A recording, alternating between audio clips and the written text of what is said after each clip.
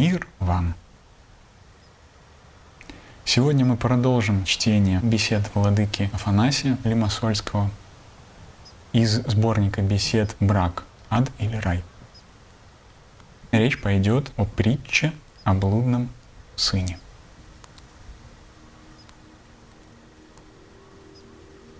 В притче о блудном сыне речь идет о любви Бога, Отца нашего, к человеку. Ей больше подошло бы заглавие «Притча о милосердном Отце», потому что тут гораздо большее значение имеет милосердие Отца, чем блуд Сына. Один мудрый духовный человек сказал, что если бы когда-нибудь потерялось Евангелие и остался бы только текст этой притчи, то его было бы достаточно, чтобы показать нам, с одной стороны, любовь Бога Отца к человеку, а с другой — возможность человека вернуться к своему Отцу. И не только это, но также и все величие связи между Богом и человеком, и его отеческого отношения к человеку, который есть чадо Божие. В этой притче человек может увидеть себя на разных этапах своей жизни. Конечно, потребовалось бы много времени, чтобы рассмотреть эту притчу подробно. В ней сокрыты глубинные смыслы, и каждое слово содержит безмерную глубину. Но, думаю, сейчас важнее всего взглянуть на отношение Бога, Отца в притче, а уж потом на блуд Сына. Потому что блуд Сына нам известен. Мы сами совершаем что-то подобное. Внешне мы, может, и не находимся в таких условиях, но каждый из нас в своем житейском опыте расточал в блуде это богатство божественной любви, богатство, данное нам Богом при нашем сотворении. Этот блуд может и не быть плотским и внешним, но душевным, духовным и интеллектуальным. В своих гордости, эгоизме, самохвальстве мы растратили богатство своего божественного происхождения. Конечно, кто обрел путь и вернулся обратно, те обязательно опять нашли открытыми объятия Отче. А кто не нашел пути, те все еще мучаются, пася свиней по всяческим нивам и пастбищам. Вы видите отношение Бога, Отца нашего, который не только показывает нам, каков Он, насколько это возможно описать, но и, думаю, являет нам собой образец того, какими должны быть отец и мать. Вы видите, что младший сын пошел к отцу своему и сказал: «Прошу тебя, отец, дай мне часть имущества, полагающуюся мне». Тот сразу же разделил имущество и отдал долю своему сыну, не возражая ему. Он не сказал: «Я не дам ее тебе», или «А что ты с ней будешь делать? Ты ее растратишь, промотаешь. Я дам тебе небольшую часть, а когда умру, возьмешь остальное», как говорим мы.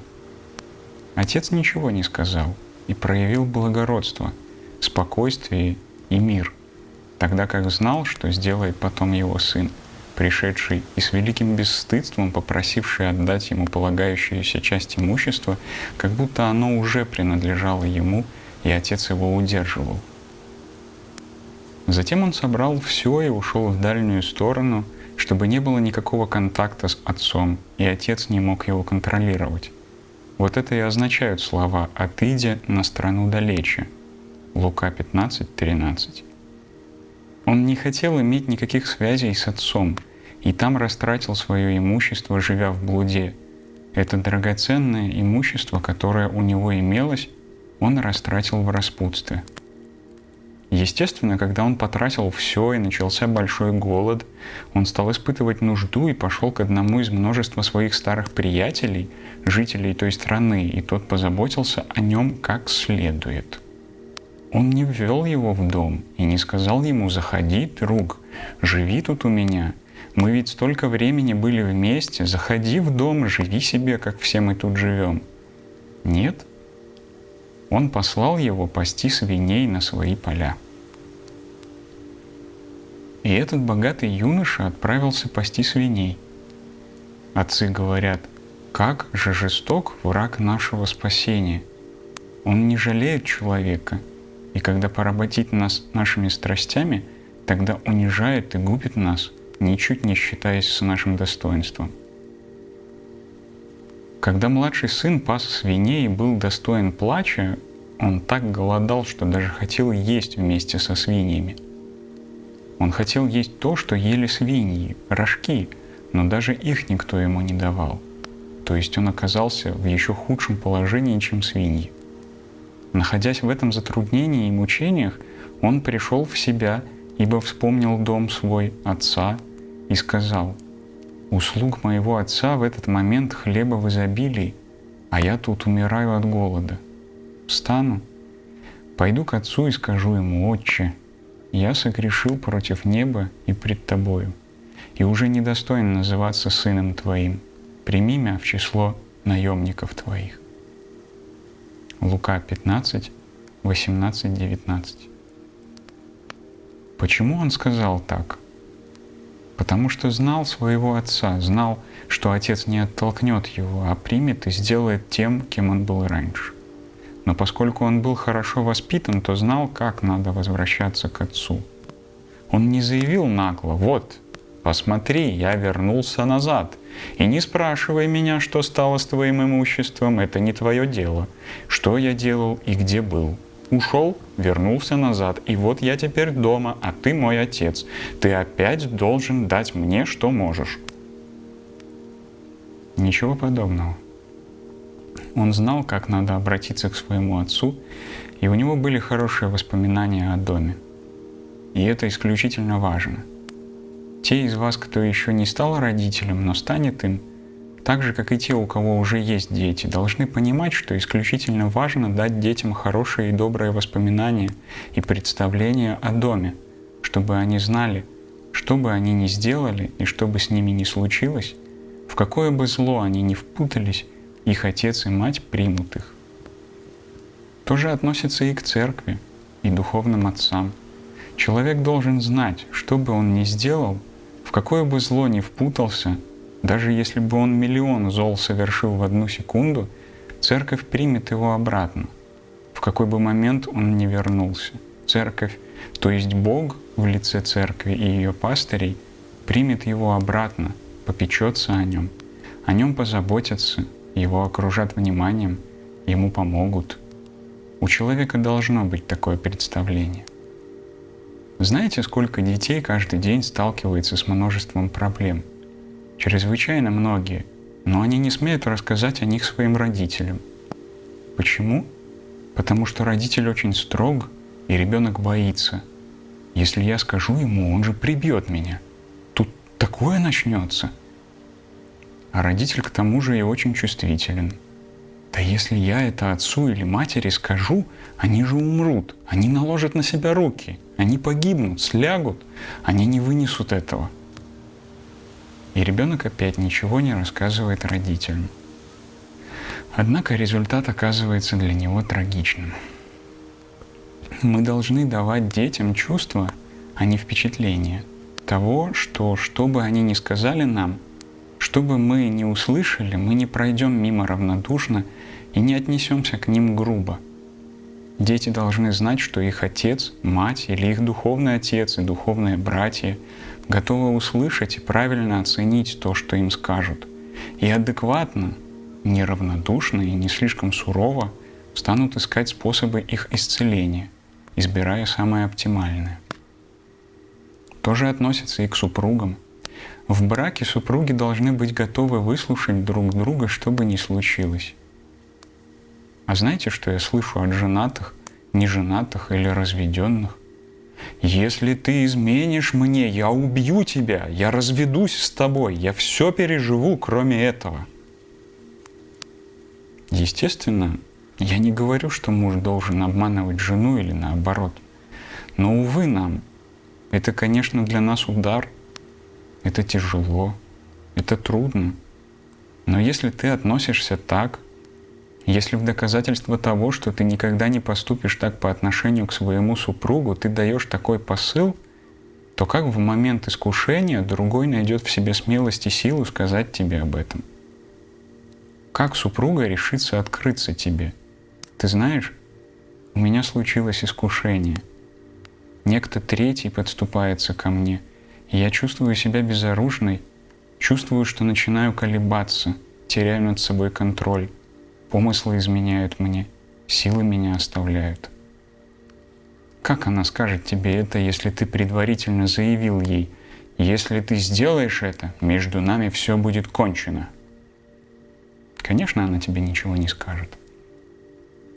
Однако это очень трагично для супругов, потому что вы должны знать, что, к сожалению, хотим мы этого или не хотим, но все мы люди и подвластны разным искушениям, и ни один человек не может сказать: знаешь, у меня нет никаких искушений, я не искушаюсь.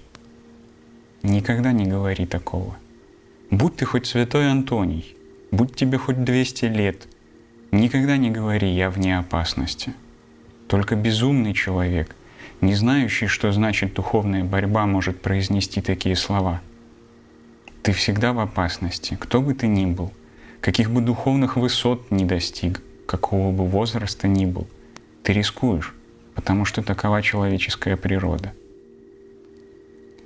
Итак, и муж, и жена подвластны разным обстоятельствам, искушениям и провокациям.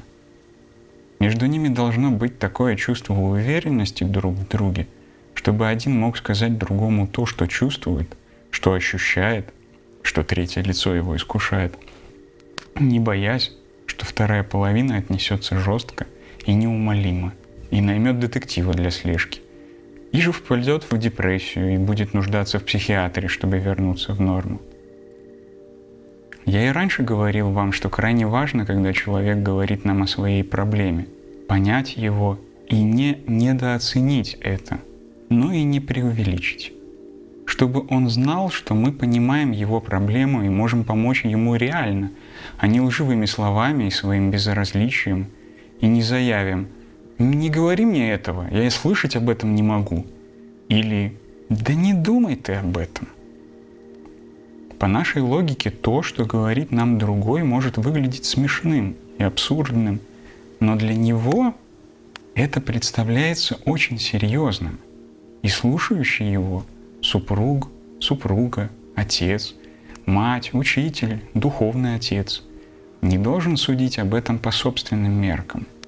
Это как если ко мне, монашествующему с 18-летнего возраста, придет кто-нибудь и захочет описать мне свои проблемы в супружеской жизни, а я скажу ему: «Да что ты ко мне прицепился? Я монах, я инок, в чем дело? Я не интересуюсь этим». Или скажу ему: «Да ладно тебе, ладно, да не думай ты об этом, не думай». Однажды, когда мы на Святой горе плыли на кораблике в Новый Скит, с нами был один, кажется, англичанин греческого происхождения. Он слушал другого человека, и стоило тому заговорить о какой-нибудь своей проблеме, он отвечал: «Forget, forget, forget». Forget по-английски «забудь». Я был неподалеку, слушал и сказал себе: да решаются ли так проблемы? На одно забудь, на другое забудь, на третье забудь. Тут вспомнился мне мой духовник, когда я был студентом первого курса в Салониках. Когда я говорил ему: «Я голоден», он отвечал мне: «Я ем только кислое молоко по вечерам». «Отче, я голоден». «Голоден? Да! А разве ты не обедал?» «Ну, обедал. А ужин?» «Нет, только кисленького молочка». «Кисленького молочка. Я ем только кислое молоко». «Но тебе 50 лет. Если ты попьешь кислого молока, то чувствуешь себя хорошо, а я хочу есть». Так было раз, второй, третий. И он понял, что мы не найдем общего языка. А я сказал себе: да, запутался я тут с этими ангелами. И пошел к другому духовнику. Звали второго Геннадием, вспоминаю его. Бывший военный, полковник. Он воевал в Корее, изучал медицину, окончил философский и богословский факультеты, был сыном мэра Салоник, а потом стал иеромонахом. Очень хороший человек, исключительный, высокий, с длинной бородой. Я шел к нему, а он только завидит меня, говорил: «Милости прошу, золотко мое». «Благословите, отче». «Ты ел?» Поди перекуси. У него был знакомый в ресторане напротив, господин Яни. Мы все, кто учился в Салониках, часто ходили туда. Отец Геннадий говорил мне: иди к Яне и поешь, а старец, то есть сам отец Геннадий, заплатит. Вовремя говорил. Он знал, что я любил поесть и не мог сидеть голодным. Или предлагал: сходи принеси пирожков, перекусим немного. Первый духовник был святым, бесплотным. Он не ел, не пил, и мы не могли найти общий язык. Я хотел, чтобы он меня понимал, когда я ему говорю по своей мере: я голоден, а не так, что я хочу есть, а он отвечает: попей кислого молока. Так и в браке. Если жена говорит тебе: знаешь, один человек смотрит на меня, и я понимаю, что у него плохие помыслы на мой счет. А ты ответишь ей: да забудь ты о нем. Или по-другому: ну что тут такого? Ничего страшного. Тогда ты ее не понимаешь. Прежде всего, ты должен понять, почему твоя жена чувствует себя уязвимой для атак кого-то третьего. Может, ты ее эмоционально не удовлетворяешь? Может, ты недостаточно открыт в своей любви и нежности, и она нашла себе кого-то отличающегося от тебя, кто сказал ей: какое красивое платье, туфли, очки, ногти, зубы, глаза. И не думайте, будто кто-то верит этим словам, но это искусство. Однажды в нашем братстве случилось затруднение, и мы пошли к архимандриту Емельяну Симоно-Петрскому, поскольку наш старец очень уважал его и считал серьезным и мудрым человеком. Он изложил архимандриту нашу проблему. Я тоже был там. Отец Емельян выслушал и сказал нам следующее: вы действительно в очень трудном положении. Вместо того, чтобы сказать: ничего страшного, не бойтесь, все пройдет. Я поначалу оторопел, у меня словно ком в горле застрял, но потом понял, что он таким образом показал нам, что полностью понимает то, что мы сказали. Дело, может, было и незначительным, но для нас, волновавшихся, это было очень важно. Очень важно, чтобы человек знал, что когда он придет к другому человеку, и это, повторяю, может быть родитель, супруг, супруга, духовник, друг или кто угодно, он поймет и не посмеется, не оттолкнет, не обидит, не отругает, ничего такого не сделает. В руководстве к духовной жизни эта книга преподобного Никодима Святогорца была переведена на русский язык под названием «Руководство к исповеди» или «Наставление к духовникам и исповедующимся» с приложением правил святого Иоанна Постника. Шестое издание, 1852 год. В настоящее время является библиографической редкостью. В руководстве к духовной жизни святой Никодим Святогорец говорит: «Будь очень внимателен, о духовник, когда к тебе приходят люди, исповедуются и рассказывают тебе о своих грехах. Вы знаете, есть люди, которые рассказывают о своих грехах очень образно и с суровым видом. Ты сначала ужасаешься, но со временем привыкаешь. Ни малейшего движения не делай из-за того, что удивился или возгнушался тем, о чем услышал или чем озадачился. Представьте себе, что вы подойдете к духовнику и признаетесь: «Отче, я украл». А он воскликнет: «Ты украл?» Как вы продолжите говорить дальше? Как? Надо дать ему почувствовать, что ты готов мирно и спокойно выслушать все. То есть не недооценивать, не преувеличивать. И вот еще что важно – показать, что ты готов прийти на помощь другому человеку, чтобы он не чувствовал неуверенности. Сказать ему или нет? Он же все равно не поддержит меня, не поможет. Ну хорошо, он не отругает меня, не оттолкнет, но ведь и не сделает же ничего. Это важно в первую очередь для мужчин, которые должны внушать своим женам чувство уверенности, как отец детям. Но не говорить глупые вещи вроде «не бойся, я тут» или «положись на меня». Все это нехорошо. Думаю, человек может внушить чувство защищенности и словами, то есть выразить, объяснить его. Но прежде всего это должно делаться поведением и общением. Вы видите, что в притче отец внушал это чувство своему чаду. Мол, мой отец там, он ждет меня, и я знаю, что когда вернусь к нему, смогу говорить с ним. Он не захлопнет дверь передо мной, не вышвырнет меня вон. Но с другой стороны, и не примет меня, если не скажу ему: «Отче, я согрешил перед небом и пред тобою». Я тоже должен понять, что совершил ошибку, показать, что осознал ее, что жалею о произошедшем, а не так, чтобы вернуться, ненавидя отца, а завтра взять другую половину имущества и опять уйти туда, откуда пришел. Именно потому этот блудный сын имел дерзновение пойти к отцу своему, что знал его очень хорошо. Дети должны знать нас и полагаться на нас. И дети, и супруга, и люди вокруг нас, и те, кто трудится с нами. Пусть все знают и будут убеждены, что могут чувствовать себя в безопасности и быть уверенными, во-первых, в Боге, но во-вторых, и в человеке, который рядом с ними, в своем отце, жене, муже, ребенке и так далее. Он вернулся к отцу своему. Когда вернулся? Когда попал в трудное положение, когда набил себе шишек. Порой мы все видим это в своей жизни. К сожалению, нам надо получить по голове, иначе мы не образумимся. Поэтому некоторые говорят: оставь его, пусть совершит свои ошибки. Хорошо, но ведь это опасно.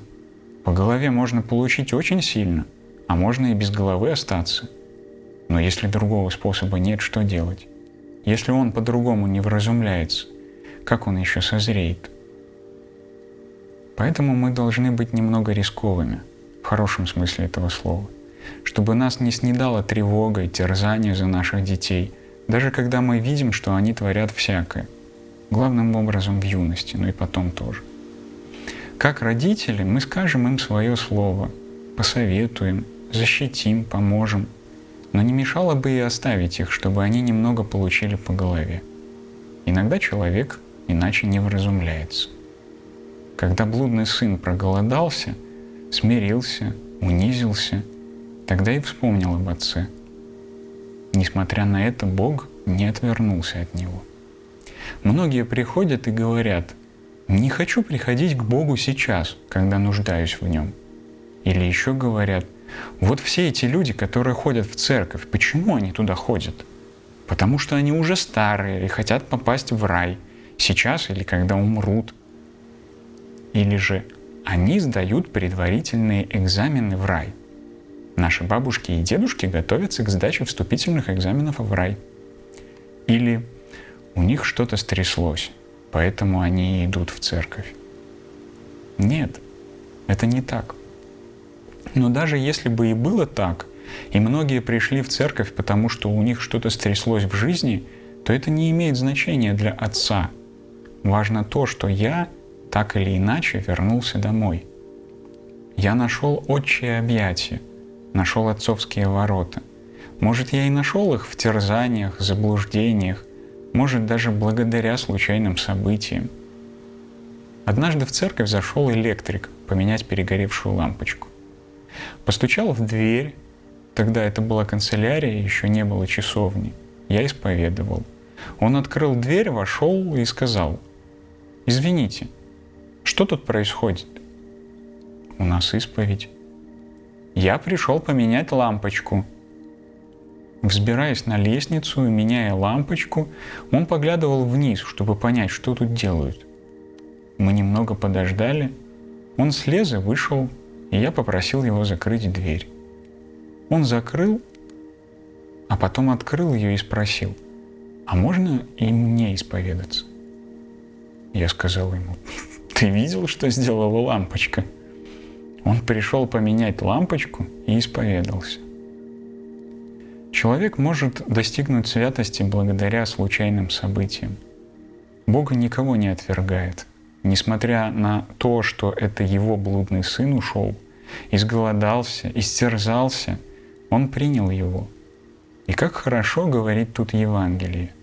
встану, пойду к отцу моему и скажу ему: Отче, я согрешил против неба и пред тобою, и уже недостоин называться сыном твоим.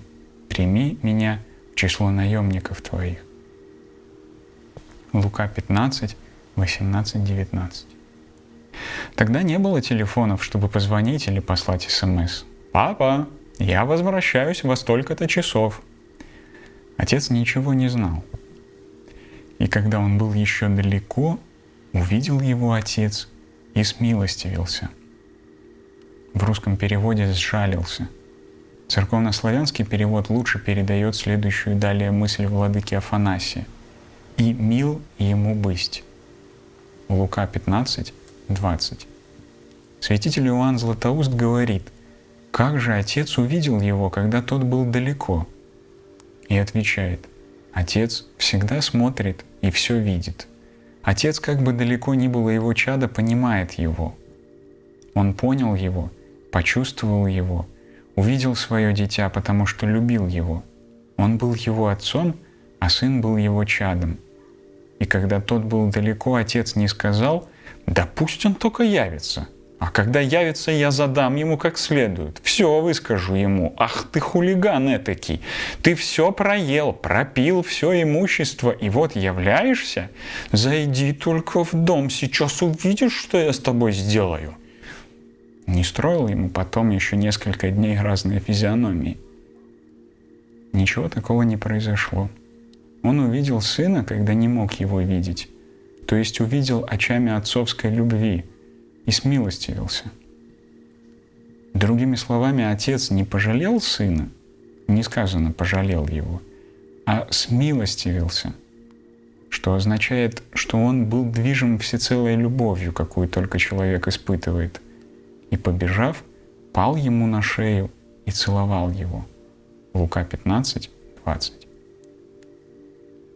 Отец бросился, нашел чадо свое, обнял его, расцеловал и устроил ему весь этот прием, о котором говорится далее. Таков Небесный Отец. И Он является образцом для земного Отца, для супруга, для каждого человека. И если только мы хотим иметь здоровые связи в своей семье, со своими детьми, с коллегами, с каждым человеком, находящимся рядом с нами, в качестве образца мы должны иметь Небесного Отца. Эта сцена показывает нам, как поступать, когда мы совершаем ошибки при воспитании детей. В Слове Божьем мы можем видеть, как нам действовать правильно, в чем нуждается человек. Он в данный момент может и бунтарствовать, но для всех чрезвычайно важно иметь чувство уверенности, безопасности, любви, чистоты, надежности дома, уверенности в отце, брате, супруге, в том, что они его примут. Если бы у нас было время, и мы остановились бы на втором сыне, который разгневался и не хотел слушать отца, кто из этих двух был похож на своего отца?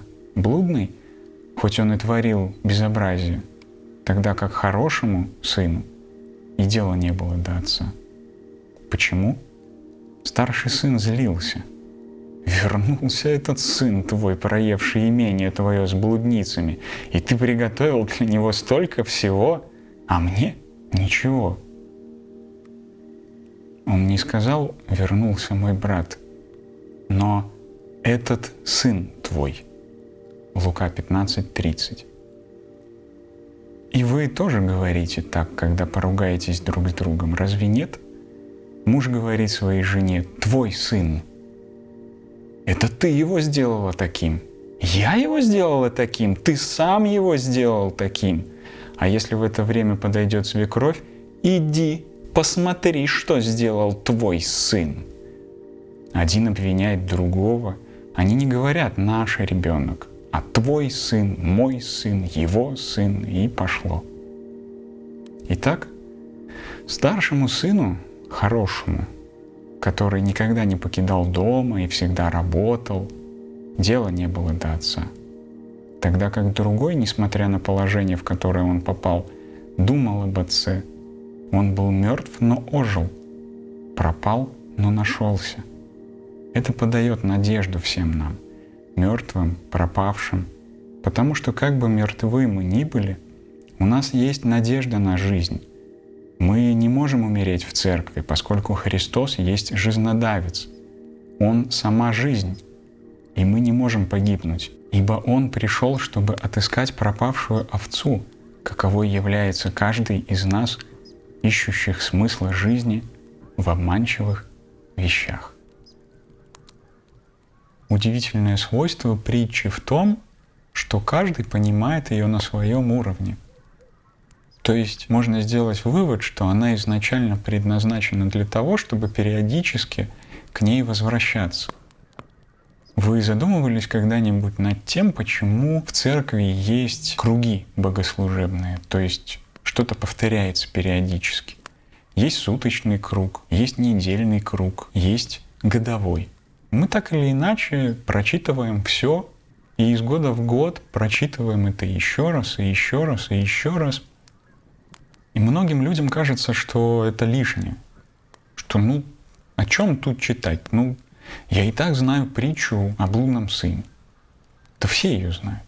Но давайте задумаемся и спросим себя, было ли что-то новое, что мы услышали в этой притче, в этом объяснении, в этом акте творческой такой мысли, когда человек делится с нами тем, что дает ему Дух Святой в данный момент. И в этом удивительная природа нашего сотворчества, в том, что мы интерпретируем, мы развиваем эту идею, мы ее заземляем на нас, на нашу жизнь, мы ее актуализируем. И мне кажется, что это крайне важно. Крайне важно эти слова все. Слова молитв, которые уже оскомину набили, слова псалтири, слова Священного Писания, чтобы их переосмысливать, актуализировать всегда, стараться. То есть читать их здесь и сейчас.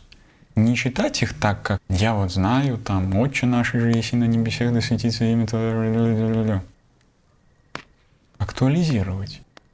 Потому что даже в одном предложении, в одной фразе есть очень много смыслов, далеко не всегда явных и далеко не всегда открывающихся именно здесь и сейчас, а открывающихся со временем. Как владыка Афанасий сказал, что сын блудный, пока не получил по голове, мало что понимал. Мало что понимал о том, как относится к нему отец, и как он, этот сын, любит на самом деле своего отца. До скорого.